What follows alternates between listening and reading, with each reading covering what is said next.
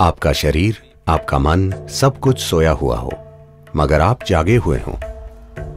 हर दिन आपको मुफ्त में आत्मज्ञान मिलता है जब आप सोने जाते हैं, मगर समस्या यह है कि आप अचेतन हैं।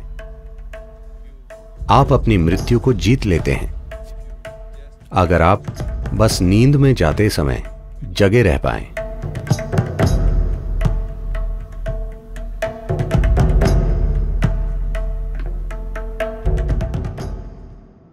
जिसे हम शिव कहते हैं, उसके कई पहलू हैं।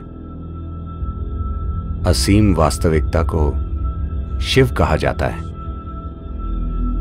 सबसे महान योगियों को शिव कहा गया है। उनके नृत्य को शिव कहा जाता है, उनके संगीत को शिव कहा जाता है, उनकी स्थिरता को शिव कहा जाता है, मगर इन सब में उनका योगी होना सबसे महत्वपूर्ण है, जो संभावनाओं के दरवाजे खोलता है हर इंसान के लिए। कोई कई चीजें हो सकता है, मगर दुनिया के लिए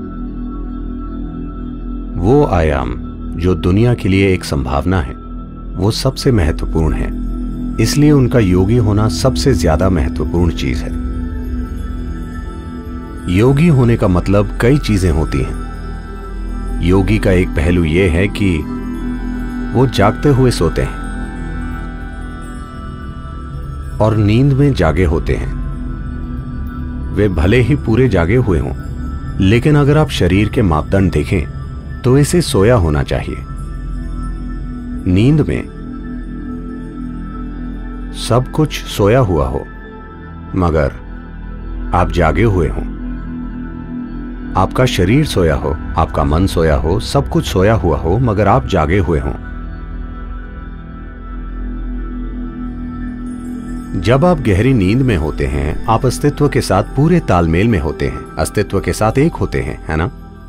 प्रकृति ने आपको यह दिया है। अगर आप भूल गए हैं, हर दिन आप जब सोने जाते हैं, वो आपको अस्तित्व के साथ एक बना देता है।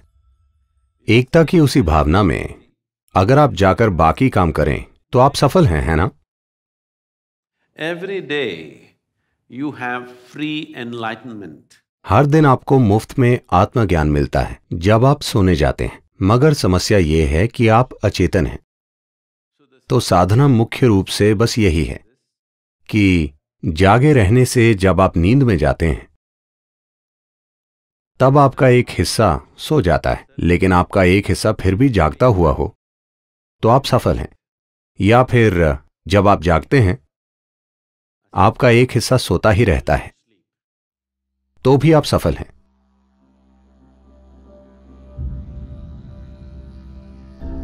अगर आप एक ही समय में जागे हुए और गहरी नींद में हैं, आप उसी समय में नींद में हैं और जागे हुए भी हैं, इसे तुर्य कहते हैं।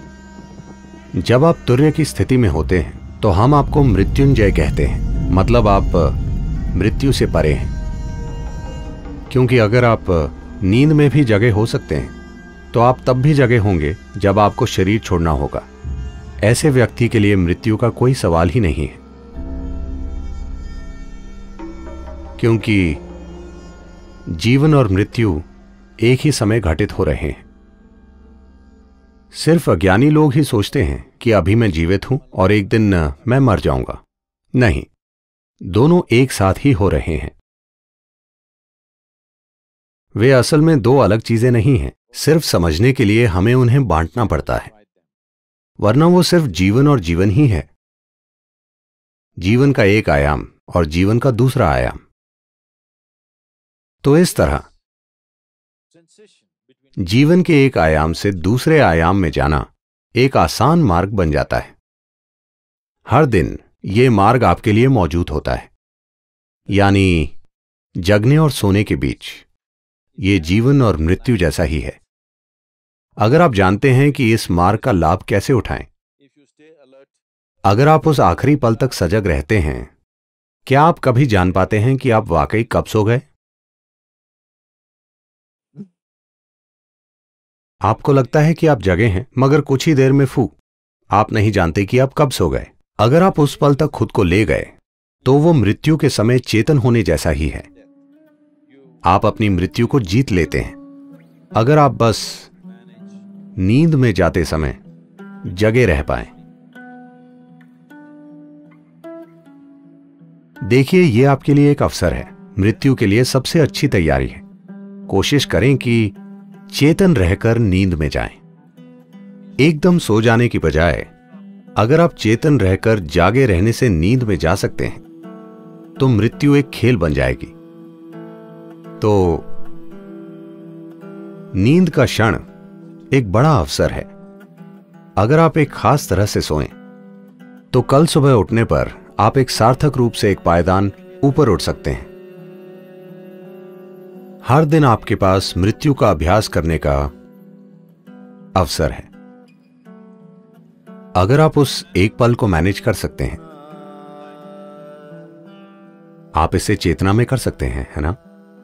बस इसी तरह जगे रहने से नींद में जाना। अगर आप इस तरह जा सकते हैं तो बस आप मृत्युंजय हैं, क्योंकि आपके लिए मृत्यु नहीं है।